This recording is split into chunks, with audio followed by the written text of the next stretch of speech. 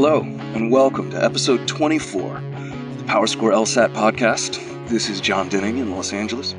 And this is Dave Caloran in Napa Valley. How are things?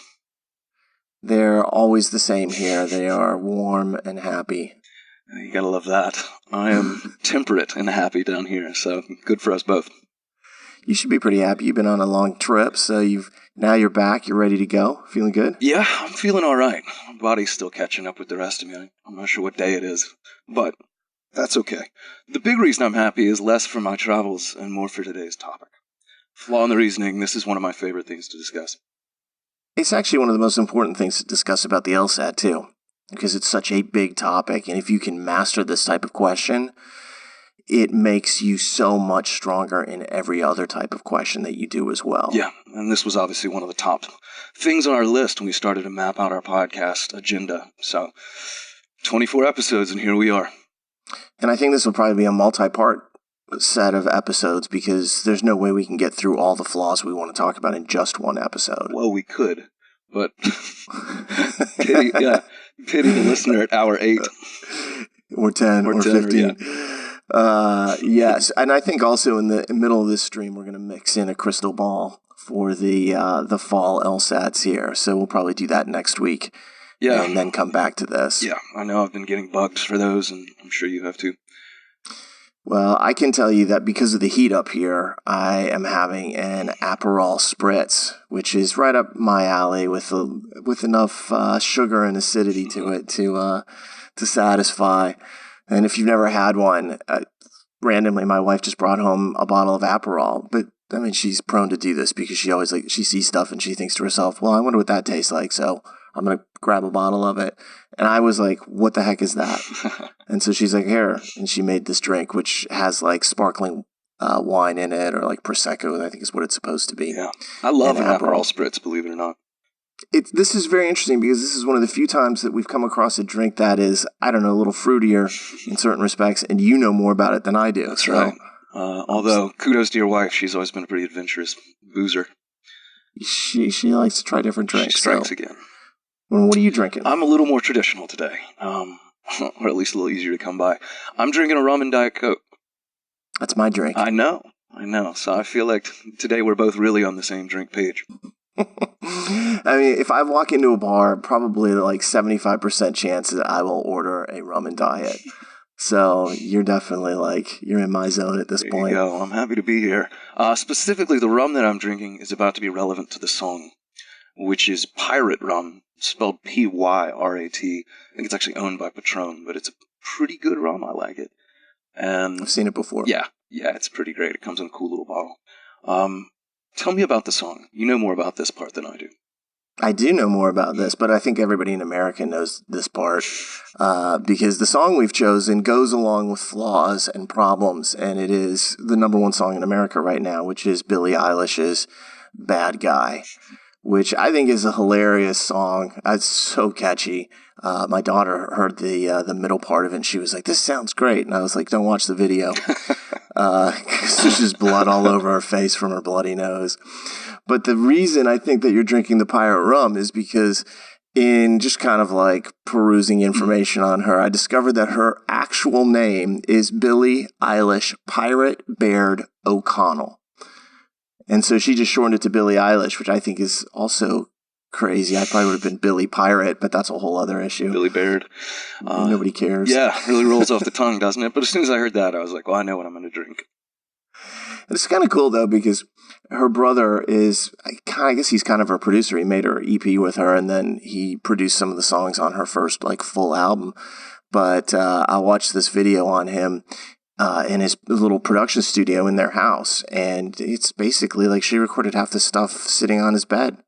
And I'm like, yep, that's the great thing about music today. It doesn't matter who you are. You can be a 15-year-old girl in your bedroom and create something that is worldwide phenomenon. Yeah. So credit to her. Yeah, good for Billy. But I like the bad guy connection to Flaw in the reasoning. So they think they're tough guys, but they're really not that tough. We can take them out. Which has a pirate connection to it as well, I suppose, if you really want to get all swashbuckling. All piratey. Yeah, I'll circle back to that idea at some point when we get deeper into the flaws themselves. Because there's a certain attitude that you have to take here, almost like a buccaneer aggression. that you can take to this that I think is pretty great. Fair point. So we'll come back to it. Before we get there, let's talk a little bit about what's going on in the LSAT world, because there's been a lot since we recorded last. Yeah, it's been about 2 weeks for us, and in that time, a million things happened. Some of which I think were really positive, some of which I don't think are positive at all, but let's go through it. I mean, the first and the biggest thing is that they have changed the release date for the LSAT scores. It was supposed to be the 28th. As everybody now knows, it was the 21st. So that's not news to anybody, I know that. But they did that, and I will just say for my own purposes, I was glad that they had finished their studies early. They did a bunch of correlation studies on this test, and when they were done with that, they were like, we're ready to release the scores. I don't love the precedent of, again, for the second time now in a year and a half saying, well, this is the date we're going to release the scores, and then changing it. Because the more you do that, the more that it becomes an unstable belief that the day you say the scores are coming out is, in fact, the day scores are coming out. Yeah. And I'll admit, quite rightly, that somebody about 2 days before they made this announcement was like, what do you think the chances are of scores coming early? And I made the mistake of trusting prior proclamations from them on this. And I was like, no, it's 0. And then, of course, 2 days later, they're like, no, we're going to move it up a week. So I retweeted myself and said, well, this didn't age well. Because I knew that I had made another mistake in believing. So I will not make that mistake again. I swear to everybody. They did 2 other things related to the score release, both of which I thought were pretty positive. Eventually, one of them was positive. One is they let people keep the same window, basically, to September 4th to cancel, which means you had an extra week to sit on your score and think about it. Yes, which means for the right fee now. waiver. Yeah, you still got a week plus. Yeah, and we'll come back to that in a moment. Sure. What was the other thing? Well, the other thing is that this jumped around a little bit, but the September refund date eventually moved to post-score release. It eventually moved to the 23rd. Okay. Which meant people then had about 48 hours with scores in hand to decide what they want to do for September and get at least $50 back if they pulled out. Yeah, it's funny because I complained on this and complained about it on Twitter as well, where they went from the 21st to the 13th and then they moved it back to the final date. And it seemed like they were just doing that in the dark. Like they were just changing dates without telling anybody. And my understanding after talking to them about this is that it was to some degree beyond their control. At least they felt like it was. They were dealing with different vendors and trying to get timelines. And the comment that I always make about this is I understand that. And I think most students do understand there are things beyond anyone's control where you're like, all right, that got forced on us. Communicate about it. Yeah. When it's going to happen that way, or if it's being forced to happen, don't do it in the dark. Put it up there, make it out front. And that goes so much further in terms of like making everybody feel comfortable with what has happened. And then you don't get all the online complaints because there was a slew of them. Yeah. And they were justified. And then when they changed the date back to the 23rd, it was like, okay, well, thankfully. But, if they hadn't, we would have had a real problem for many people in terms of losing money, and I don't think that's fair. So I hope and I believe that going forward, we're going to see a lot more openness in terms of like, all right, this is what we're doing, this is why we're doing it. So credit to them for at least acknowledging the fact that there was an issue and realizing that something needed to be done about it. Yeah, agreed. So let's go back to the score release, because I'm still getting questions right now, and I'm sure you are as well, from students asking me, what should I do about keeping my score or canceling it? Sure. And I will say that my view on this is really simple, actually, is that if your score is improved over what you've done previously, you should keep it. Like if you had a 161 as your high before, and now you've gotten a 162, I'm all for taking the higher score. That's going to be your new standard. That's your new watermark, so to speak. Go ahead and take it. If your score is lower than anything you've achieved before, cancel it. I don't see the harm in it. Somebody asked me about it. They're like, this would be my second cancellation, but I have a 163 and I got a 159 on this test. Which is better, the 159 or the cancel? And again, we've said many times they ignore lower scores, right? But I'm not going to ignore human nature either. If you can avoid having on your record, eliminate it. I'd much rather have a second cancellation than a score that's 5 points lower than my current high score. Yeah, downward trend. Ultimately wouldn't matter much, but if it can be avoided. Let me throw a scenario at you, a hypothetical, because I have been getting this question a lot from people. What if the score I just got in July still isn't good enough to get me into the schools that I need? I know I'm going to have to take it again. Shouldn't I then cancel to have the free repeat? This is just such a one-off financially. Yeah. And that makes, when it comes in and you add the financial aspect to it, it becomes, a little, especially when the score is somewhere in the vicinity. Is it the highest score they've received yet? Or is it just, it's like in the middle? Are you back to my hypothetical here? Yeah. Sorry. Let's say it's all right. I've gotten versions of this questions from a lot of people, so it's hard for me to pinpoint one. Let's say it's the highest score. But like your 161, 162 example, and they're like, man, if I'm going to go T14, I need a 168 minimum. So the question I'm asking myself at that point is I need more information. And I know that's what you're thinking too, Sure. Which is, all right, what's your scoring history? Have you been scoring 170 on all your practice tests and this was some kind of crazy reversal of fortune because, something happened during the exam? Or have you been scoring 159, 160 and this represents your highest score yet? How realistic is it that you're going to get to 168 when you're sitting here? That's got to be, for me, the first question. The second question is from a monetary standpoint, like how critical is it? For many people, it's a really critical component in the decision. And so if that's the case, then I'm going to tend towards canceling and getting the free repeat. Yeah. So I think I would sit down with that student and be like, tell me more about your scoring history, your practice testing time. Also tell me more about what you're going to do going forward. Yeah, what's your plan for the next attempt? Yeah, are you just going to sit around, and hang out and then 2 months later be like, all right, I'm going in, guys, let's see what happens? Or are you going to be studying diligently and taking steps to improve your score? Those things all factor into the kind of advice we would give, which is why I always tell people, I'm like, I can write articles and we can have these podcasts that generally address issues, but every person is different. They all have their own variables that are adjusted differently. And so we need the maximum amount of information. When people ask me a question, usually the first response I give is, can you tell me more about this, this, and this? In fact, I wrote an article a long time ago called something to the effect of how to help us help you. I remember it. and it lists all the things I'd really love to know when people are asking for advice. And I get questions all the time, and I'm always happy to help, answer them. But it makes it so much easier when I have sufficient information to be able to make an informed assessment. Yeah. I mean, it's the right thing to do. I always feel small pangs of guilt when it comes up and I just answer a question with 10 questions of my own. But you need this kind of data. So your point is well taken. Yeah, you really do. So we need more information to answer that question in completion. We did learn a little more about the test, though, as part of the release. Yes, we did. And I feel great about it. I knew you would. Would you like to talk about it? Yeah, I think we should. Very briefly, because we've already talked about it. And it was where we were leaning originally. It has to do with the way the experimental section played out. Very quick recap for those who maybe don't know. Everyone who took this test, apparently, had a logical reasoning experimental. So everyone who took it had 1 games, 1 reading comp, and 3 LR sections. Now, the orders were mixed around, so were some of the content. And it led to a lot of confusion. People thought the content was mixed around. Right. What we have learned in the release is that there was just a single experimental section for people.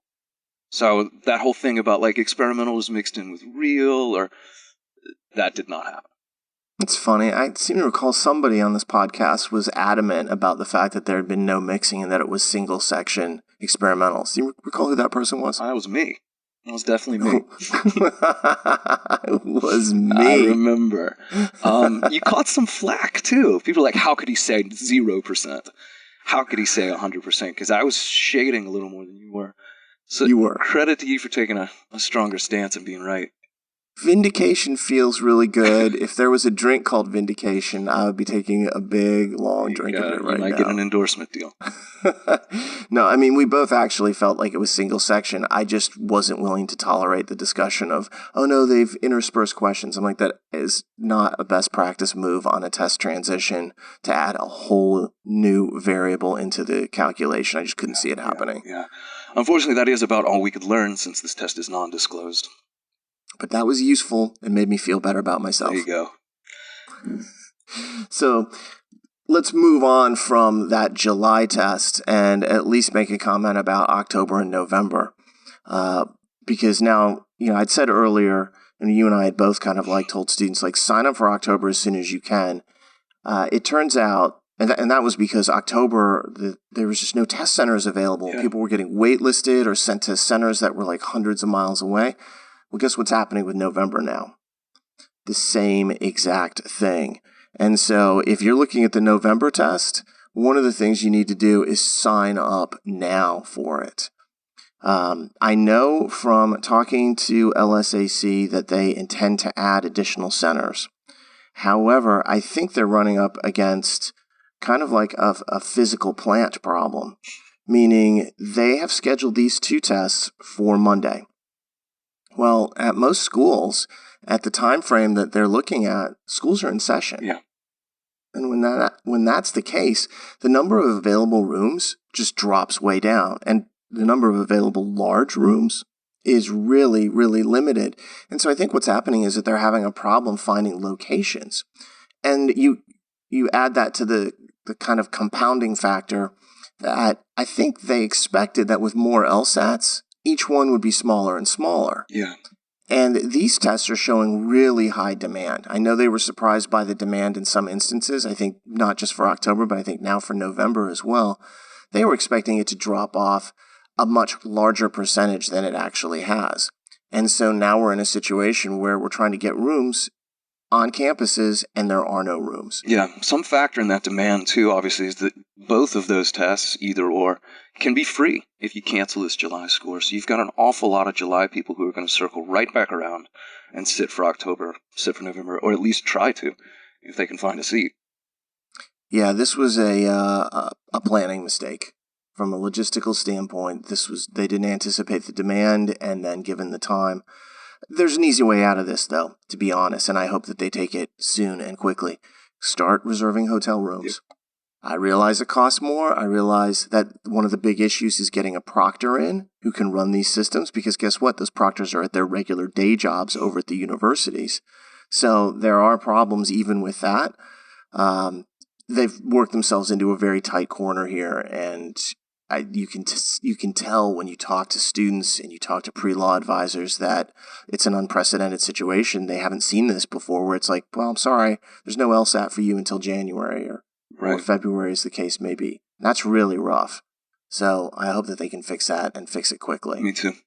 Don't wait until October 10th to sign up for November. That's the deadline. Get it done now. Yeah. Do it immediately. There were a couple other things in the LSAT world that were floating around. There was a bunch of blogs that they've released. There's one that actually came through that was about the July test and looking forward. I think that's the useful one. The most important thing there is that they're going to add another practice test to their familiar website. And I think that's fantastic. Yeah. I would love to see them add scoring to that as well, but I've said that, I think, 50 to 60 times previously, so I won't say it very much more. And the rest of it was just stuff that doesn't relate to the LSAT, so we're not going to focus on it. All right. But that's a lot of stuff going on in the last, week or two. Yeah, a lot of housekeeping there for us to get through. So it is. Let's get to the heart of the matter.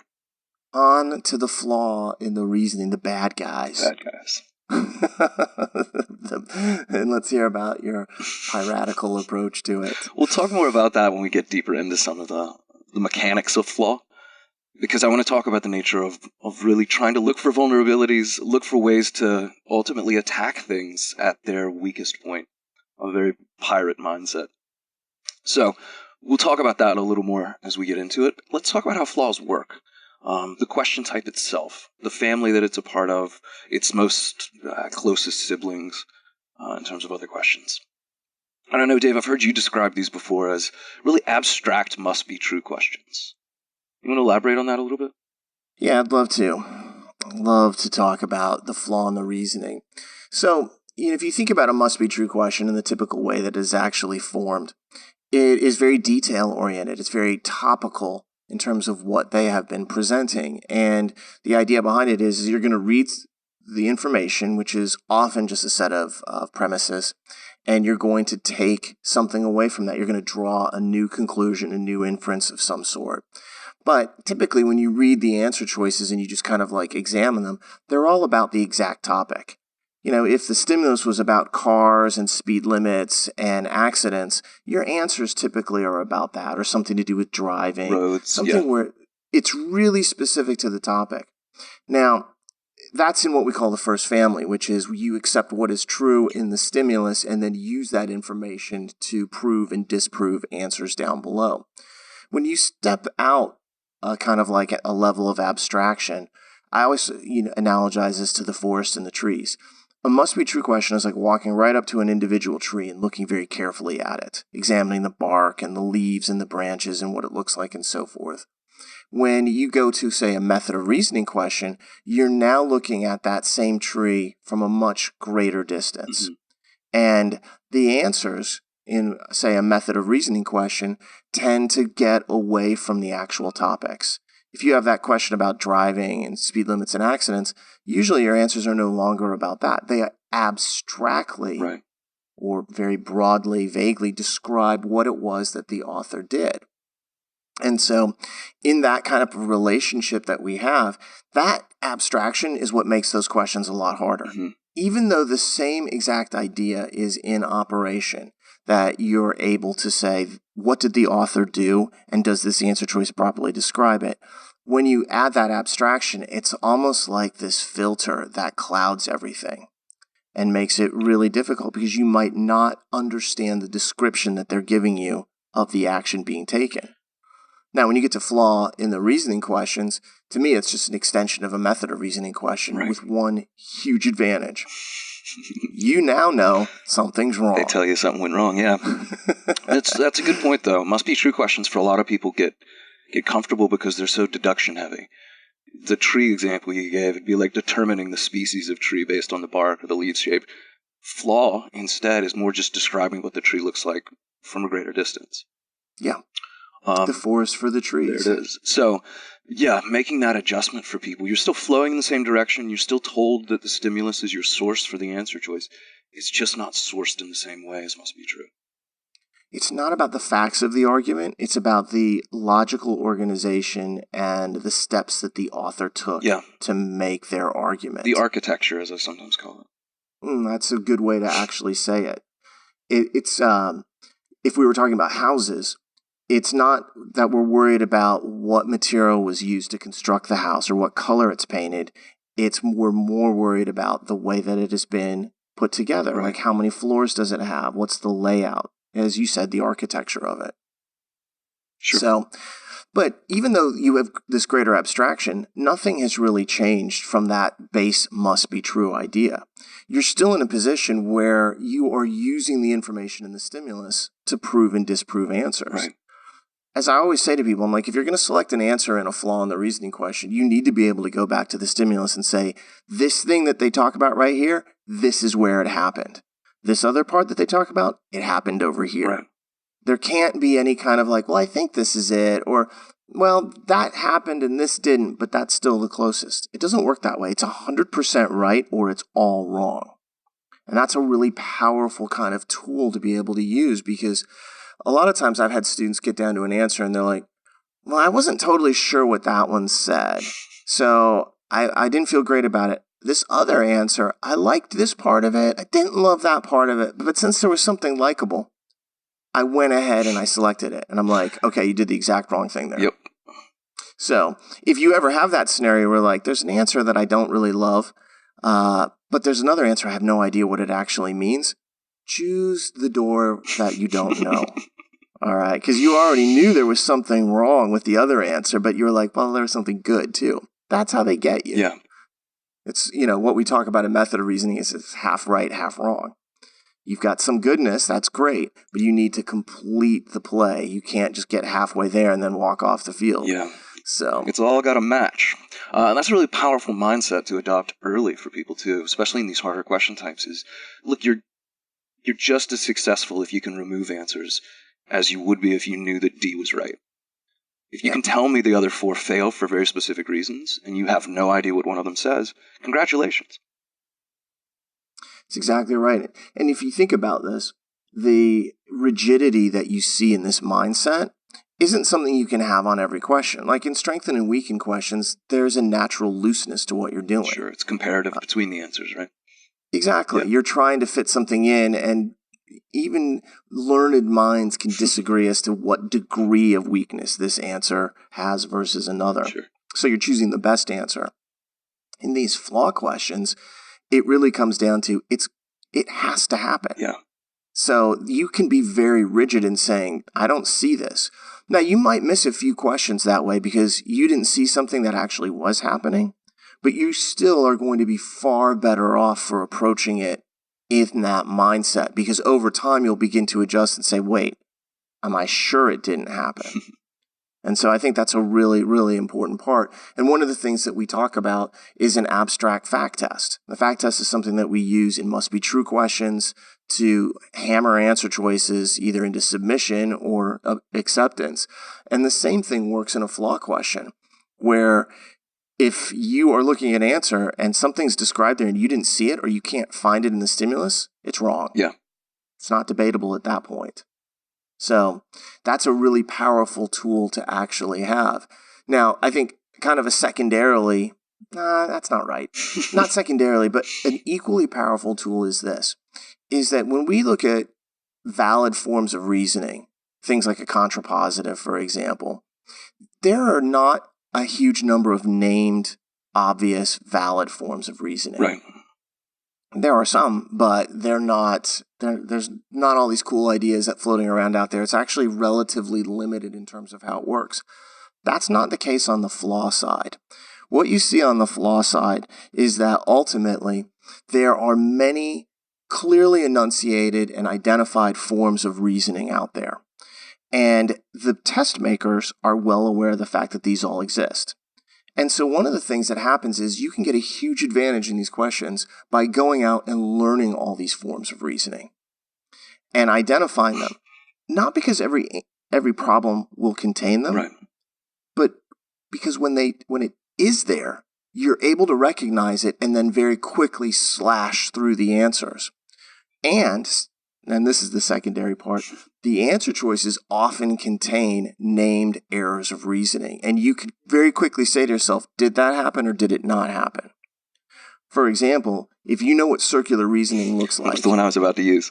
And we're going to talk about it. If you see it in a stimulus, then you can immediately go find an answer choice that matches up. Mm-hmm.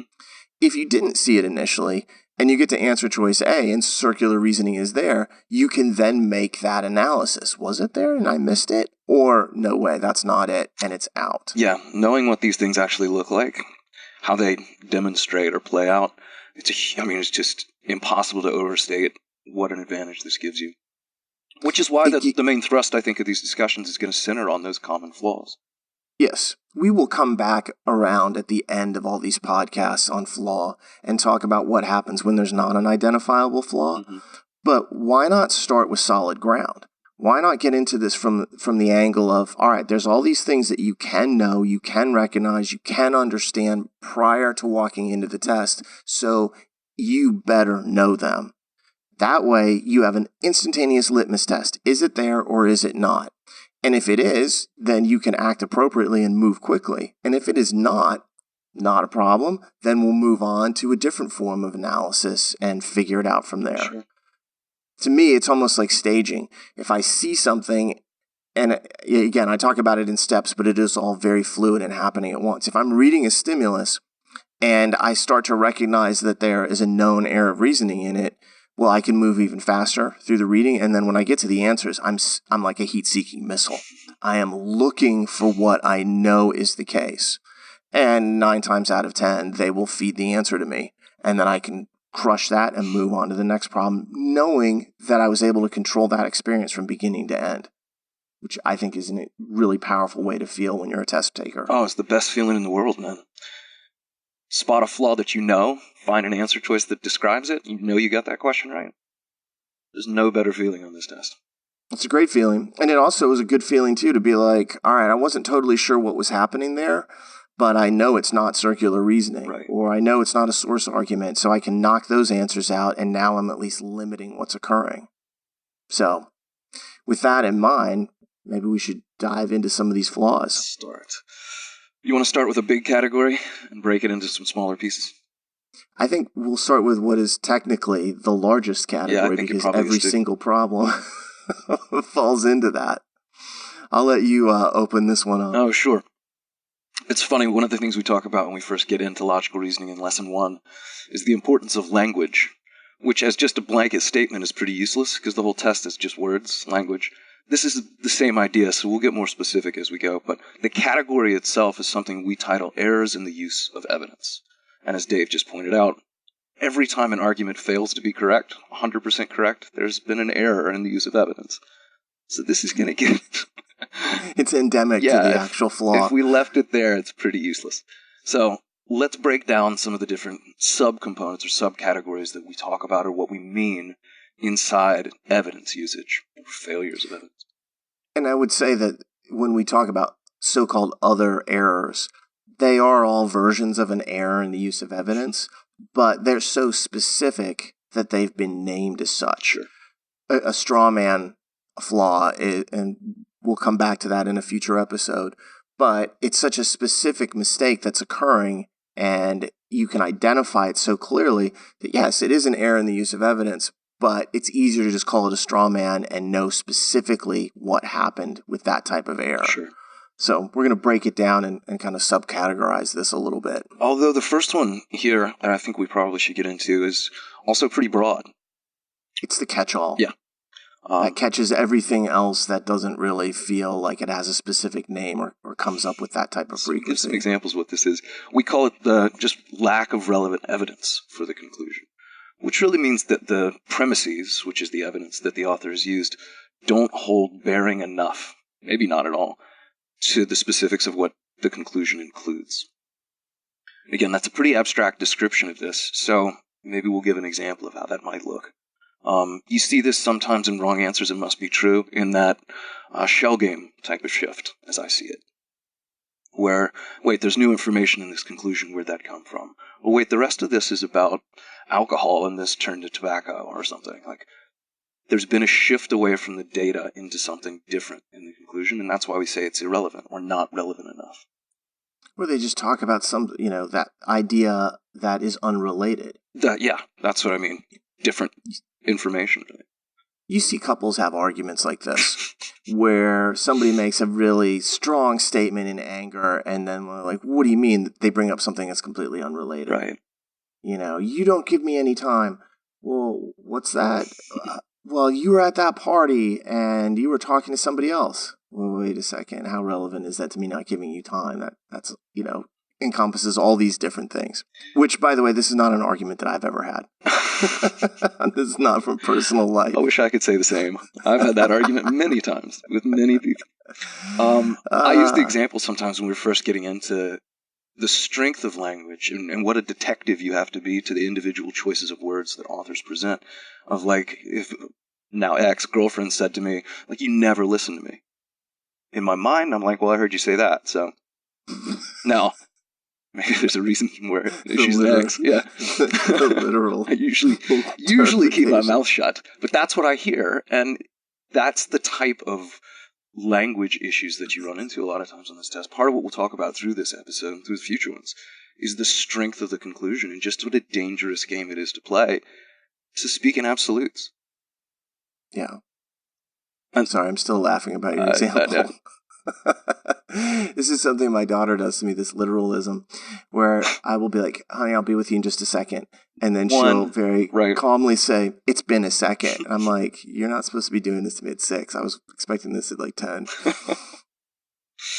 But that's my example for both keeping your mouth shut and also making sure you're very precise in what you hear and interpret with these.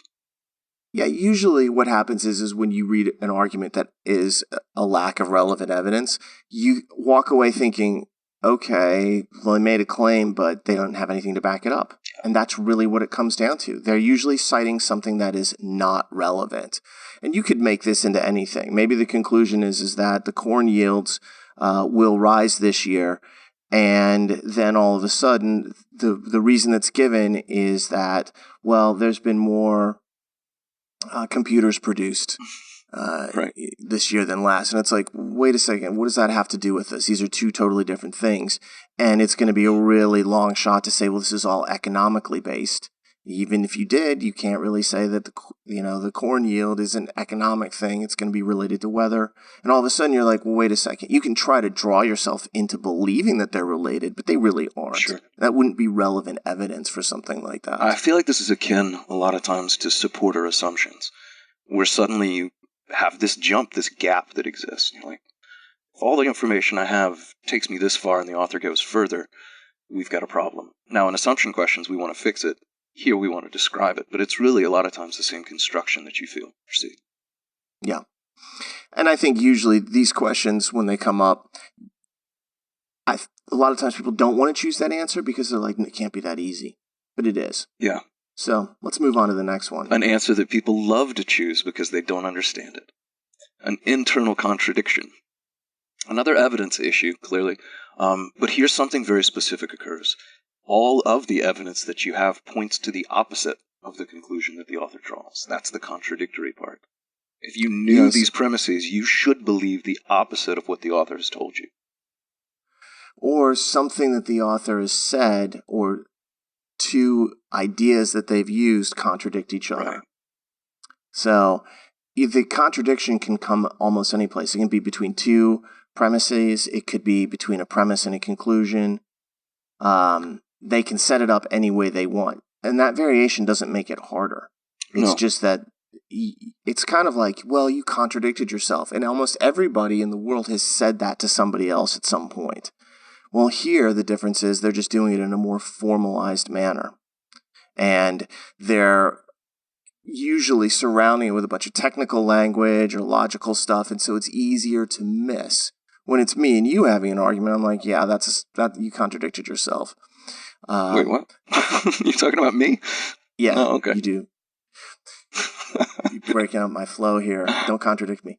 Which is a point I'm actually going to come back to in just a moment. Right. I'm just saying, if I was saying that to you, it wouldn't be that big of a surprise. Yes, that's a jab. People say that. Now, I want to actually focus on, for a second, the difference between an internal contradiction versus just a straight contradiction. Okay. All right. Internal means that the author themselves is making the mistake. They're using facts that contradict each other, or they're drawing a conclusion that contradicts one of the facts that they used. This is different than when one speaker contradicts another. That's when you said something and then I say something that is opposite of it and contradict you. So an internal contradiction is inside the author's statements, whereas the contradictions that we sometimes talk about are just one person saying, no, you're wrong. Yeah, those are just disagreements. Yeah. The argument disagrees with itself in some fashion, which again is a very unique, very specific construction. It is a favored answer choice because it feels like it applies to everything, right? The author contradicts himself. It's like, yeah, the author is wrong. It's not the same thing. Yeah, for example, let's imagine that an author was drawing an argument, and one of the premises that was being used was the idea that the inflation rate is going to rise. And then the argument goes on, and it turns out that it also is based upon the inflation rate dropping. That's an internal contradiction, because an author can't say, well, I'm going to assume that's going to both rise and fall at the same time. Right. We're not talking in cycles here. So that would be the type of example where, like, wait a second, the author said it was going to rise and then made a conclusion, but then also that conclusion presumes that it's going to fall. It's funny, too. Yeah, you suggest this, like, puzzlement that you feel when you read this particular type. This, to me, is one of the most stark as I read it. This is an argument that doesn't just sound bad. It sounds, again, self-defeating. That's exactly right. But I think that's fairly clear, at least in terms of the way we've described it. So don't pick that as an answer choice unless you have seen what we just described. They love that as a trap answer. Yeah, there's a classic question from years ago that is about, I think it's gas prices. They talk about gas prices falling, and then they talk about later on they're going to get more revenue from gas prices rising. And it's like something along those lines. I'd have to go back and look at the question. But it's like, whoa, that's the internal contradiction right there. Yeah, and again, it gets to subtleties of language sometimes to pay attention. I saw one where it was like a mayoral candidate or something. It was like, during my last term, unemployment levels reached an all-time high. So if you want jobs, vote me back in office. I'm like, wait a minute, what? But if you're not reading closely, if you're just taking these things a little more passively, as some people do, unfortunately, that's an easy one to miss. Yeah, that's a great question. I know exactly what you're talking about. I've paraphrased it, but that was the idea. Yeah, you get the idea across. So let's talk about the next set here, which is an exceptional case or overgeneralization, which is really the idea of using a single example and then acting as if it is a marker for what is going to happen on the regular. So taking that one case and acting as if, well, that's just the standard. That's the way things are going to be. You can also say that that's overgeneralizing from just a single instance. Notice how the language we can start using around this, I can describe it as like, well, yeah, just because I once bowled a perfect 300 game, I'm going to do it from now on forever. Okay, that's one example, and now I've really gone way too far with it because there's no evidence of that. Also, there's no evidence or truth to the fact that I've ever bowled 300. I've very rarely broken 200. It's still pretty good. Not my skill set.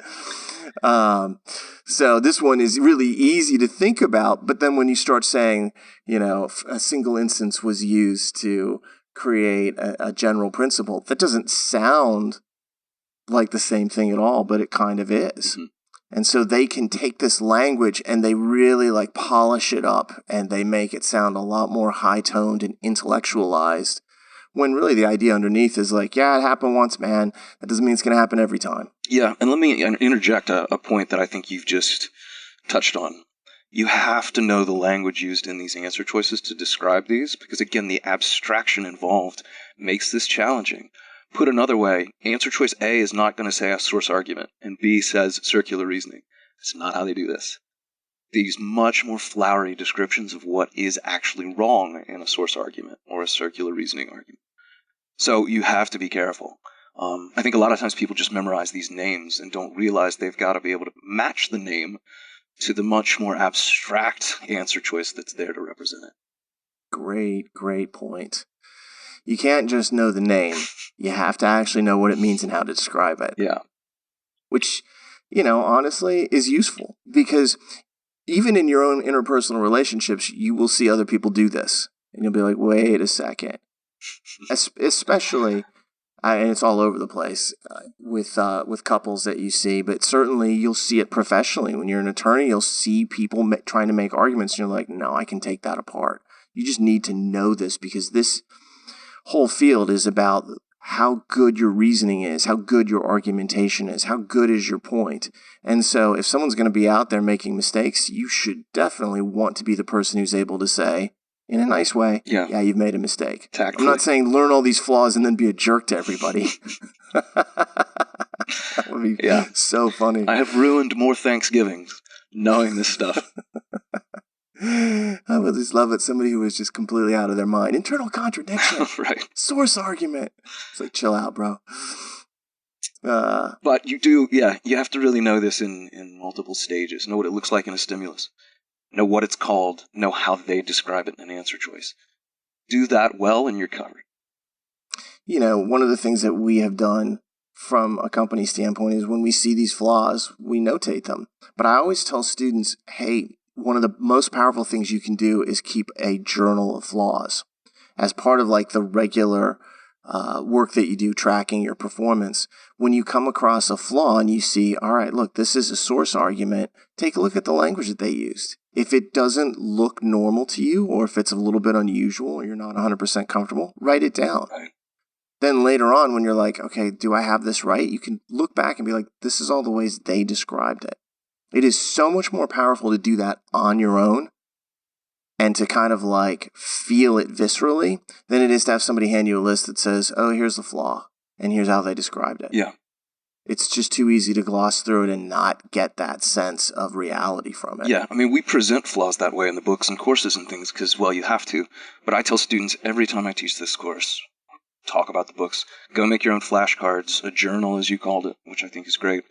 Write this stuff out, make it tangible for you, because you have to be rock solid with this. Yeah, you just can't miss questions like this, and yet flaw is one of the most missed type of questions out there. This is certainly one of the top 3 types of questions where people come to us and say, I'm struggling with this. So right now we're just going to focus on the known ground, and then we'll come back to it and talk about some of those cases later on that are less categorical, perhaps. That's a good way to say it. I think so too. Let's move on to the next one. Sure. Another broad category of sorts, which is really the force of the evidence. Errors in assessing the force of evidence. And a lot of this, to me, we'll look at individual examples of it. A lot of this, to me, just breaks down to the idea that if you're going to make a strong conclusion, or an absolute conclusion, your evidence better be perfect, essentially. Incomplete evidence puts you in a really dangerous position to say strong things. It puts you in an almost impossible position. It does. In fact, some of this that we'll look at is truly impossible, as we'll see. Although I will say this, that you often discover in this set, the first couple are, I'm not going to say they're vague, but they have a little bit more of a vague element. And they don't come up with a tremendously high degree of frequency. These start to increase in frequency of appearance. There are good examples of all these questions out here, or at least all these answers, where it's something that you can point to where it was a tough question, where like maybe only 55% of the people got it right. So to me, this is where we start really talking about the way evidence works with conclusions and what you can and cannot prove. And this is something that the people who make the test are completely locked onto. They love answers that deal with these ideas. Yeah, this has been actually one of the most common flaw types in the last several years. It's one of my favorite types too, because again, it's not something that everybody out there has memorized. No, but you should, and you should know how all of this works. What can and what can you not prove based upon the information that you've been given? Yeah, specifically based on no evidence or partial evidence, which we can break down into categories. Let's talk about the first one, which is when there is no evidence, a lack of evidence for some position, and the author tries to then use that to prove the position itself is false. All right, so you got an author out there, and they're debating a point of some sort, and they're like, well, you don't have any evidence for it. At the point where they're able to say you don't have any evidence for it, what could they say about the conclusion? It's unproven, basically. Yeah, it's unproven. It might be false. What happens in this flaw, though, is they're like, you don't have any evidence, you're totally wrong. Which, when LSAC describes it, sounds like a lack of evidence for a position is taken to prove that position is false. Yeah. Notice the discrepancy between my friendly bro version, you don't have any evidence, you're wrong, man, versus their description, which is very much like, hi, I'm academic. It's very formalized, yeah. Yeah, you have to snap into that, I'm academic mindset when you deal with the people who make this test because they see themselves from that position. I find it a lot more fun to talk about these questions in this much more personalized way, but they don't have answers that are written this way. Right. I should actually do that. I should make an LSAT where I rewrite all the answers to be my style of like, what's up, man? That would be a fun LSAT, and I think scores would jump 10 points. Oh, for sure. If not more. If not more. Yeah, if you don't have evidence against something, you're basically left in a position where you can't make determinations about it, for or against. The thing is that for a lot of people, this doesn't look like a flaw, though, because they're like, look, you didn't have any evidence, so of course you're wrong. What's the problem with that, though? Well, it's too strong. The lack of evidence leaves everything kind of up for debate, up in the air. It's very hard to disprove something when you can't say anything about it. And we also don't know what else is out there. Right, exactly. We're only talking about like a 50-word stimulus. There could be more information coming. I could say something that is like, I know that sunlight gives you energy. And someone says, well, what's your evidence for that, scientifically? And I'm like, okay, I can give you all sorts of examples of it, but, if it came down to proving it from a molecular standpoint, that's not my thing. Right. Does that mean that I'm wrong? No. It just means that I wasn't able to produce the right sort of evidence at that particular point. Yeah. And that's kind of a tortured example of what we're talking about, but that gets the point across. Sure. The problem is just because there isn't evidence right now doesn't mean that there won't be evidence that someone else could provide or isn't forthcoming shortly or that hasn't been considered for some reason. Sure. Notice too the way you're describing conclusions here and the problem that presents. They're absolutes. You're wrong. The opposite of what you think is true.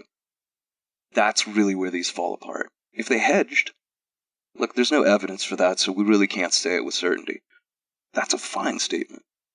Yeah, you can say it's questionable, right, or it's uncertain, or it's unproven, as you said earlier. Mm-hmm. What you can't say is that it is definitively wrong. That's just not known. You can't prove that from this position of not having immediate evidence in front of you. Yeah, and then there's a sibling version of this that concludes the opposite thing. You haven't provided any evidence against what I'm saying, so what I'm saying is correct. What I'm saying is true. For me, I like this one. I do too. So, because you haven't said anything against my idea, well, I'm right.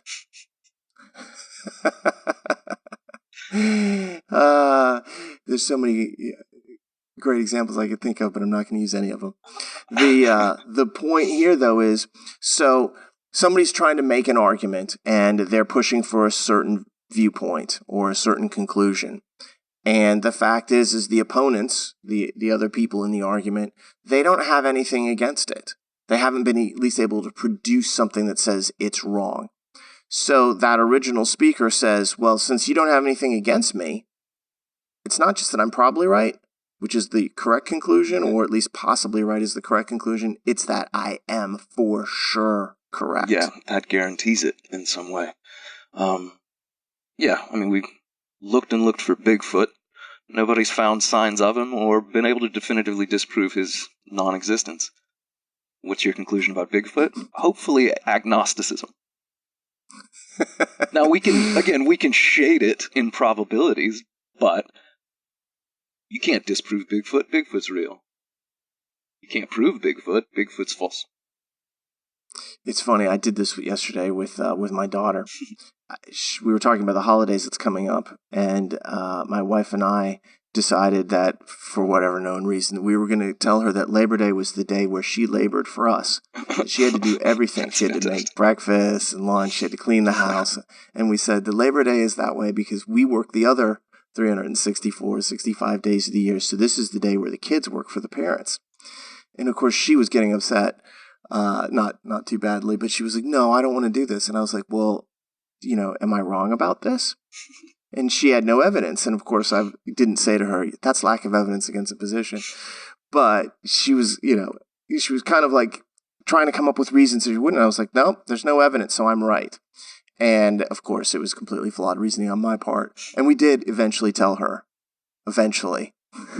Labor Day was not the day she had to do all the work for us. I was going to say, I think you might have stumbled on something brilliant here. I think it's a great conception of Labor Day. At one point, Amanda said, well, we're certain to give you advice if we wake up from our naps. I was like, yes, that's how I see it too. But that whole point is just because you don't have evidence against a position doesn't mean that the original speaker can all of a sudden claim irrefutably, I am correct. There's no chance. They could be correct, just not known for sure that they are in fact correct. Right. All right, let's go to the next pair of sibling types. And all we really do here is just ratchet up the evidence a little bit. We go from no evidence for or against to partial evidence for or against. And we'll start against. Just because you have some evidence against some position doesn't necessarily mean the opposite position is true, that the original position is false. This is my favorite one of the bunch. Just because there's a negative. Right. It's the difference in weakening an argument and disproving it. Yeah. And this is something that you actually see in some tough questions because it doesn't, I think a lot of times people don't expect it. The basic idea here is a speaker has been confronted with something that is negative. And when that happens, all that occurs is that the argument is undermined. Now, undermining, as John said, is not the same thing as, categorically disproving it. It only hurts it. It doesn't kill it. Right.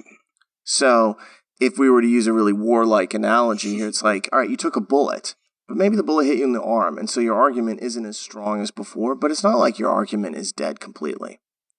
And so, yes, I realize that's extremely graphic. That's not too bad, given some of what we've talked about in the past.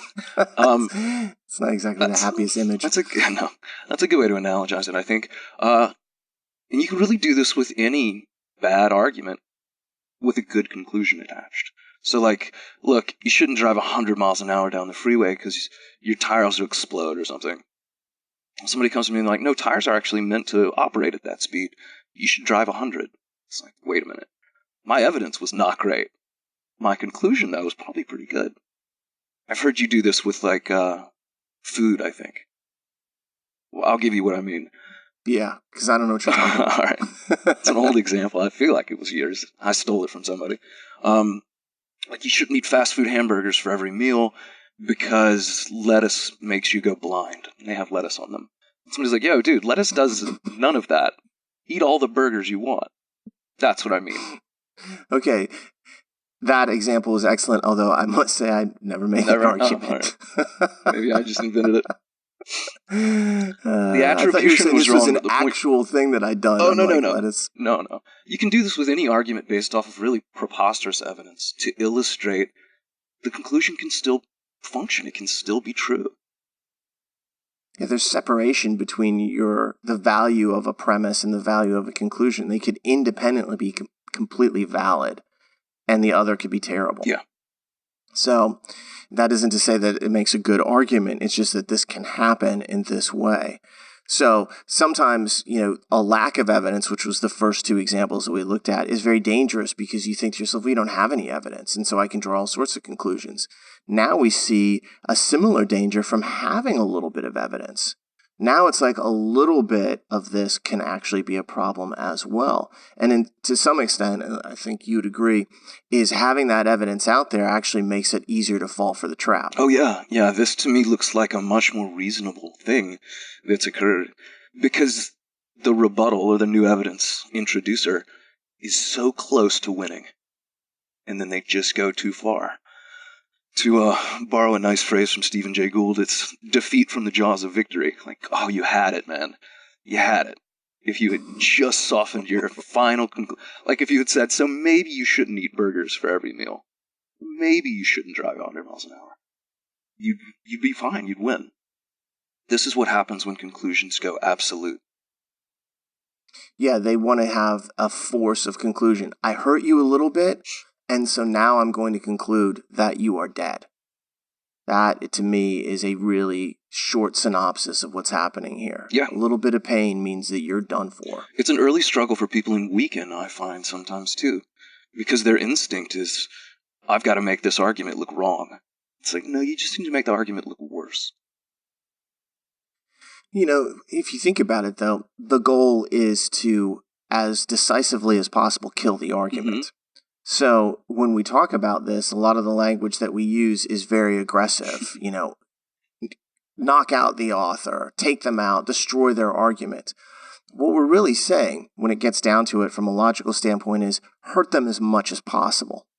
However, because these arguments are so short, we don't actually expect that you can completely annihilate the argument. Right. It is incredibly difficult to do that in, something that is a stimulus that's 8, 10, 12 lines long. There's just not enough room to completely kill off a position. Yeah. It's very difficult to do that. Yeah. Let me elaborate on that in 2 quick points. One, I think a lot of times we use that sort of language, that very aggressive, occasionally warlike language, less because that's the outcome you're going to achieve in a question, and more because it's a psychological construct. You have to have this type of tenacity and this type of fortitude going into it. You have to be ready to fight.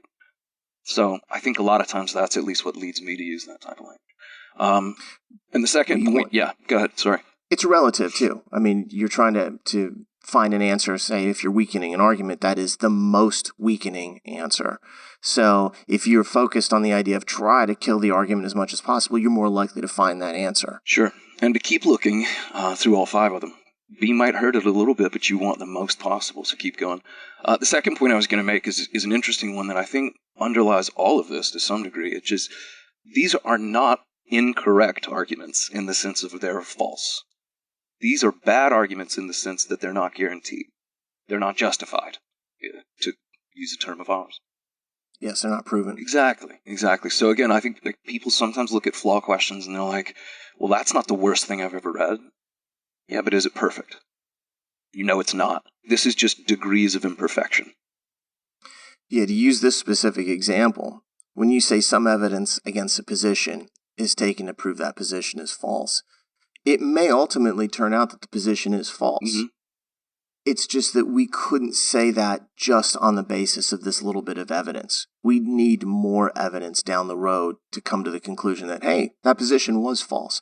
But if you were looking at it in hindsight, you'd be like, it was false, but it wasn't just because of that one piece there. Right. It was because of all these pieces together. And so in the midst of an analysis to say, well, I have a little bit of evidence against you, so you're wrong, that's to go too far here. And so then that dovetails with your point about, like, it may ultimately be that it is the case that the way the argument concludes is correct. It's just not because of that particular reason or only that reason. Yeah, how the author arrived there, even if he gets lucky and it turns out to be right, isn't good enough. And that's what we're describing. Gotcha. Let's go to the last one. Yeah, which is, again, just the converse of what we saw before. Just because you have some evidence supporting a position doesn't guarantee that that position then becomes true. This is partial evidence once again. Yeah, it's kind of like, well, we've got this patient here and we've given them antibiotics and that's going to help. So therefore they will live. Okay, I don't know that yet. There's some evidence that's supporting the idea that they're going to get better. But what if they've been in a terrible accident and there's too much else that's gone wrong? I'm in a pretty dark mood. You today, are. It seems like accidents, gunshots, bloody noses. For a guy sipping an Aperol spritz too, that's like the happiest drink. It's Billie Eilish's fault. Okay. That Bad Guy video's got a very dark tone to it. It's infected me. But this is the idea that just because you have some good news doesn't mean that all of a sudden your conclusion is completely valid. It doesn't prove your point just because there's a positive. Yeah, so this partial evidence stuff to me is about helping and hurting, but not proving and disproving. And that's, again, where authors fall apart at the finish line. That's exactly right. So I think this one is probably maybe the easiest for people to understand because they're like, oh yeah, I've had plenty of situations where I had some of the factors on my side, but I didn't turn out to be correct. Yeah. The tip that I give people to recognize these that I use, anytime you read a conclusion that is as strong as what we're talking about here, therefore we don't need to do this, therefore this thing must occur. Focus on how they got there. What kind of evidence was used? It becomes that old thing about like extraordinary claims require extraordinary evidence. I think that's David Hume. But that's what it takes. If you're going to make an absolute claim, you better have some really good evidence to back it up. You're in a very philosophical mood. Always. I don't know if I'd say always. Somehow you've become philosophical today, and I've become, I don't know, blood and guts. You've become grim. Grim. But those evidence things are just, to me, some of the most interesting stuff that happens in Flaw because they're not as self-evident, they're not as self-contained sometimes as something like a source argument or circular reasoning, which are just very individualized. That is some broad categorical stuff, but you have to know it. They test that all the time. Yeah, you have to understand how evidence is used. This is the basis for this test, and it certainly will help you in analyzing every other type of question that you're going to go through.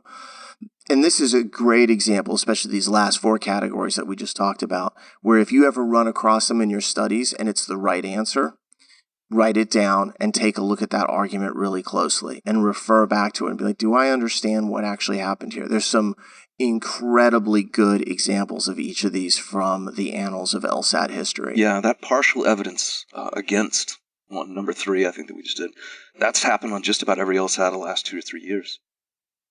There you go. So I've been categorizing them, looking for it. All right. Let's move out of evidence in the direct, broad sense that we've been talking about it. Let's go to two argument forms that I think are really easy for us to talk about that are both used as wrong answers a fair bit. It used to be more so on the older tests, a little bit less now on the newer tests, but you still see it. Mm-hmm. And so the first one here is going to be what we call a source argument, also known as an ad hominem. And the second one, which we'll get to shortly, circular reasoning, which we mentioned before. So let's start off with the old source argument, which to me is one of the easier ones to recognize and understand, and also one of the more enjoyable ones because you see it in politics all the time. Politics and playgrounds. Yep. Yeah. And that is, it's an argument where you, instead of attacking what the person said, you attack the nature of the person, their motives, their actions, who they are. You heard this one in the 60s a lot, where the freedom movement was coming through and the anti-war movement, and then they were just dismissed as those long-haired hippies. And I've heard my dad say stuff like that. Oh, those hippies, because he's a little getting older now. And it was never about their argument. It was always about who they were. And so I've stopped objecting over time because I'm like, whatever. What are you going to do with your parents? But the point is it is the ad hominem basically means to the person. It's Latin for to the person. And so you're saying I'm attacking the person, not the position that they have put forth. And there's a famous example about smoking, which is something to the effect of, we should ignore Senator Jones's, position against smoking because Senator Jones is a smoker herself. Right. And it's like, okay, no, we don't know why it is that they're against smoking. We don't understand what's in the position or the bill. It's just all about what we know about Senator Jones. Yeah. And the idea underpinning that specific example, what I would probably label as hypocrisy, is one of their favorite ways to make source arguments. Okay. There are other ways, as we will discuss, but I see hypocrisy as a pretty common theme here. We don't need to listen to this person because they behave differently. We don't need to listen to these wealthy celebrities telling us to save the planet because they have lifestyles that destroy the planet, blah, blah, blah, even more than... That's... Are you talking about Meghan Markle and Prince Harry taking that private jet down to the south of France? I didn't realize they did that. Al Gore used to catch a lot of flack for this, for his 20,000 square foot Tennessee mansion and his private planes, as he'd fly around to promote that documentary he made. I get Inconvenient Truth. Yeah, that one. That he was contributing to at that point. Exactly. Well, what's good for everybody isn't necessarily good for the super rich. Turns out. So, that's what I mean when I say hypocrisy. Just because someone behaves in a way that's maybe antithetical to what their claim is, doesn't necessarily make their claim wrong. It might make them, I was going to use a foul word. It might make them a lesser person, but it doesn't make them less correct, necessarily. Okay. Yeah, so if you're reading an LSAT stimulus, the way you can, sense out a source argument is when the position that they're talking about is basically ignored, and instead something about them is used as the reason for dismissing the viewpoint. And it's not going to be long-haired hippies, or something like that. Or millennials or anything hitting too close to home. Yeah, it's not going to be anything along those lines. It'll be something about what they do or some kind of self-interest they might have, which is a really big point here. It's like, well, you can ignore their proposal on the city council because they stand to make a lot of money from that. And it's like, okay, they might actually stand to make a lot of money, but there also might be really good reasons for them to promote this particular proposal that's out there. Right. So you're looking for the motives, the actions, or something about their character as the reason for the decision, and it's not relevant to the actual position, and oftentimes you don't hear about the actual position other than as a broad description. Or the conclusion that we could ignore it, deny it, whatever. Yeah. Yeah. They thought this, but we can ignore that because of something about who they are. The thing that is really great about source arguments to me is that historically they show up once in a while as the actual correct answer, meaning that the stimulus contains a source argument. However, they are very frequently the wrong answer. Mm-hmm. They're a very common wrong answer to be used because I think it helps the test makers to be able to just put in these preformed answers where it's like, okay, well, look, we know that'll fit in there. It always is kind of relevant because it's certainly about the argument and the topics. It's just like they're not, again, actually using evidence correctly here in this. Right. It's another one of those things, too. You referred to this earlier, and I think it's a great point, which is people love to pick things they're familiar with. Even if they should be able to look at it and be like, that didn't happen, but I do know what it means, I'll pick it. And the source argument is one of the most identifiable and familiar flaws that you see. Not necessarily the most common, but certainly one that most people are familiar with. That's what I mean. People pick these just because they know what it means. Yeah. I mean, you see it all the time. The joke I make in the Logical Reasoning Bible and in the courses is that this is the province of children and politicians. And the two are very similar. And so consequently, you see this all the time. Certainly we're seeing it right now. Our current president makes a lot of source arguments. And it's just something that you can actually see in action on a daily basis on the national stage. Again, they're going to make it a lot less or a lot more academically high-toned when they put it in the answers. But this to me is a litmus test answer. When I see it, I should know instantaneously, did it happen or did it not happen? Which means I can either accept it as the right answer or immediately dismiss it. And if you can ever get to a point on the LSAT where you're immediately dismissing answers with authority and confidence, you're moving faster than they expect, and that gains you time over the long haul. For sure. There is a trap with source arguments that I'm sure you've seen as well, and I feel like this needs to get mentioned. And that is, they'll have a source argument. The answer choice that you encounter first will talk about a source argument, but the wrong source. And then the right answer, almost always later down the list, will have the right source listed. So 2 points there. Read these things in their entirety. Don't commit to answer choice B just because it says, oh, source. Make sure you read them all, and make sure you match the appropriate group being criticized, group being described. That's where some of these traps live. You know, and that's probably a good point to kind of like add on. That's true for everything. Sure. And it's especially true in flaws where you have something that's so clearly identifiable, whether it's a source argument or what have you. Something where you think to yourself, oh yeah, I've got it.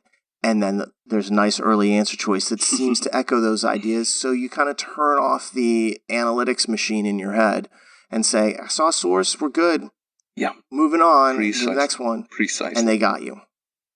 So you always have to make sure that everything matches up in these answers. It can't be part of it. You got the source part, but did you get the right source? You got to go to completion. It's got to be 100% lock up here. Yeah. Nice. I like that point. It's impossible to overstate it. So source is a really recognizable one. Let's then pair it with something that is far less recognizable, or at least far more often misunderstood. Circularity, circular reasoning. I think circular reasoning is, by name, easy to identify. Like, oh, everyone's like, yeah, I've heard of circular reasoning. Yeah. The actual description and working knowledge of what it is, less so. Exactly. So, this is an interesting one, and there's different ways to actually describe this. So, I think what I'll do is I'll kind of define what it is, Sure. and then I'll use kind of like a visual description to kind of like show the circularity, and then we can talk about some examples of what it is. The classic description of circular reasoning is that the argument assumes what it concludes. That at some point along the way, the author just assumed the point that they were attempting to make, and so you basically get a repetition of that idea. And that happens in one of two ways. Either the premise is functionally the same as the conclusion, or the premise or one of the premises assumes what is ultimately the conclusion of the argument. The example that I use in the Logical Reasoning Bible is that the Vikings are the best team in the NFL because they're better than all the other teams in the NFL. And obviously I'm a diehard Vikings fan, so we're always going to use the Vikings as the example of this, even if the Patriots are the better team. Yeah. Let me count the flaws in that argument. Come on, just let me live in the flawed Vikings world. There's a day in the future where they win the Super Bowl. I hope I'm alive for it. Sure, you're right. It's getting to be like the Cubs. But if you think about that argument, they're the best team in the NFL. That's my conclusion. What was the evidence for that? That they had the best quarterback, or they have the best defense, or they have the best head coach. No, it was, in fact, just a restatement of that they're better than all the other teams in the league. And at that particular point, you've just said the same thing. You've basically repeated it. And I think that example is a really easy one because the premise and the conclusion are identical. They're just stated in different terms. Right. So when you look at the way arguments work, I kind of think of it as rising up. You have this foundation of assumptions and you have premises that are there, and these arrows are moving up. Each thing supports the next thing at the next level, and eventually you arrive at your conclusion, and it's a series of arrows that moved up. It doesn't go backwards. It doesn't go typically from conclusion down to each premise, down to each assumption. It can at times, but that's not really how it works. It moves in a single direction. The reason this ends up being called circular reasoning is because when you go from the premise to the conclusion, you go in one direction, but because the premise and the conclusion are basically the same, you can go right back from the conclusion down to the premise.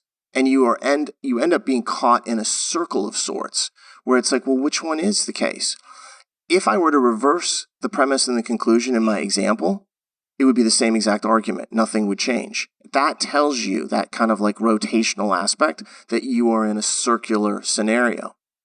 Now, on the LSAT, it's not usually as clear as my Vikings example. And so they then throw in a bunch of other, I'll say, trash into their argument to kind of like, you have to fight through that. And then sometimes if you get an argument where the premise actually assumes the conclusion itself, then you have multiple levels. It's still circular, but you are dealing with a more complicated situation because they're throwing you more information than just an easy premise and an easy conclusion that are clearly the same. Yeah, that's a really useful visual. I tend to think of arguments as like a journey, where you start in the premises and you trek along, and eventually your destination's the conclusion. And do the premises get you all the way there or not? Here, you're just spinning around. There is no journey, because the premise and the conclusion duplicate each other. There's perfect redundancy. So, however you choose to visualize this, there needs to be forward motion. There needs to be progress of sorts, or upward motion in your example. Exactly. Yeah. You want to give a couple of maybe LSAT-D instances? Things that might look a little less simplified. I missed what you said there. Yeah, I said, do you want to give maybe a couple examples of circularity that are more relevant to the way the test makers themselves might actually present them in a stimulus? The Vikings thing is good, but simple. I was going to see if you wanted to make this a little more complex. If you want to, go ahead. I always want to. Again, I'm in a philosophical mood. I'm in a grim mood. Yes, you are. Let's see how this goes over. So, here's a couple. And feel free to jump in. Imagine I said something like this, that all knowledge is scientific because all non-scientific claims are not really knowledge. Break that into its two parts and you'll see that they're synonymous. That are just duplicates. Well, the first thing you said was that all knowledge is scientific. There's my conclusion, yeah. Conclusion, then you had a because there. So the because is going to introduce the premise behind it, but all knowledge is scientific. And what was the reason behind it? Because if it's non-scientific, it's not knowledge. That's the same thing. Yeah. But it sure sounded different because we threw in a bunch of negatives there. It's non-scientific claims, not really knowledge, but all we did was just deny the terms in the very first portion of that statement, which is cool. There's a great question I'm just reminded of in the course, and I know you know it as well, where this guy's kind of talking badly about an author or a writer and says that the best kind of writer he could be is a mediocre one, because he's written some really amazing stuff, but clearly he plagiarized that because the best he can do is mediocre. And it's not quite that. I've simplified That's the idea. You've simplified it. But that is the idea underneath that question. And again, you see it. Why do you think the best this guy can do is mediocrity? Well, because he's mediocre. It's like, oh, okay. All right, let's try another one. You go for it. All right, you can trust John because Suki said he is trustworthy. And Suki knows he is trustworthy because she heard it from Bob, and Bob heard it from John. And this one took a little longer to circle back home, but we did circle back home. You can trust John. There's the conclusion. Why? Because this series of people were told by John that they can trust him. It's a daisy chain. Yeah. This is a good example of where you end up with a premise in the middle where you're like, oh, okay. You can trust John because Suki said he's trustworthy. She believes it because of Bob. So that sounds like, all right, there's a reason for it. But it turns out Bob's source, right back to John. So that kind of situation is a little bit more involved and is a great example of like the basic structure that an LSAT problem might use, where you get a conclusion and then this intermediary idea where you're like, oh, okay, sounds good. And you don't realize that all of a sudden they're going to take the very last part of it and tie it back to the same original source, which now gives us our circle. That daisy chain of like 3 elements there is a perfect example of how the circularity works, because you could just go around and around forever. Yeah, it's a merry-go-round effect. Yeah, it really is. There's one more that I like. Here's my argument. See if you believe me. Of course, drinking under the age of 21 should be illegal. Of course it should. After all, it's against the law. That's so beautiful.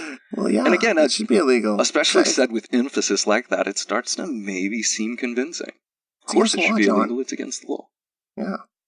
But, of course, illegal and against the law are the same thing. So once you break it down, you can see that they're talking about the same idea. And notice how all these different examples, and many of the examples on the LSAT, use negatives to change the terms. So you think you're talking about something different, but you are not. Yeah. And so it appears to be different, but realistically, when you have thought about it, it's really the same thing. And that's where the circularity starts coming in, because there is a degree of repetition to what is being said. They're just repeating themselves either by repeating the premise or repeating an assumption or deeper premise as the conclusion. Yeah, that's a trickier thing for a lot of people, maybe myself included, to conceptualize than something like source, which is so straightforward. So this is one where I really encourage people to go out and find some examples of circular questions. Expose yourself to them so you know exactly what it does look like. Yeah. Again, it does not use any kind of independent facts. It just says the same thing over. And that's the key thing. There you go. But this is just like a source argument in this sense, that when you see it, you should be able to recognize it. And when you see it in the wrong answer choices, you should be able to eliminate it quickly. You should be able to understand, have I seen a source argument? Have I seen a circular argument there? Yes, no, move on quickly. Yeah, and you know will it see before this. You walk in. You will see this on your test as a trap answer, almost certainly. Assumes what it seeks to establish, presupposes the truth of its claims. That is circularity. This comes up all the time as a trap. And I think you just stating it that way is a great way to say, hey, we can call it circular reasoning, right. But they typically don't say that on the test. Assumes what it seeks to establish is a great example that they've used many times in the past to describe a circular argument. Imagine the disadvantage you would be at if you'd never thought about this prior to reading that phrase. You have to stop and think, assumes what it seeks to establish. What does that mean? Okay. And actually have to process that entire idea on the fly. Don't be that person. Be the person who's actually seen it beforehand and who knows exactly what they mean by that, and catalog those various phrases that they have used. That way you will never get caught off guard, or you're less likely to be caught off guard, which is just as important. It's just the best feeling in the world to run down through a series of answer choices and know instantly what each of them means, despite the fact that they're written in this really flowery, overly formalized, lawyer-esque language. If I see something like, again, presumes the validity of the claim it intends, I know that's circular. Straight away. So that's where the real benefit in a lot of this comes in. Awesome. Well, that's the start of our discussion of flaw in the reasoning questions and logical flaws. That is not the end of the discussion. We're going to continue on in future episodes and power through different forms of these flawed reasoning. In the meantime, in the interim, so to speak, we'll probably do that crystal ball next week. And I think for my purposes, that about wraps it up. You got anything else you want to add? No. Like I said, I was looking forward to this, and it didn't let me down. And I hope that captain or that pirate rum didn't let you down either. It never does. All right. Well, if you get a chance, please subscribe to this podcast. It is available on all major platforms. Give us a rating if you have a chance. And if you have questions, send them to lsatpodcast@powerscore.com or lsat@powerscore.com. On my behalf and John's, we hope you have a great week. We hope you enjoyed the episode. We'll see you next time.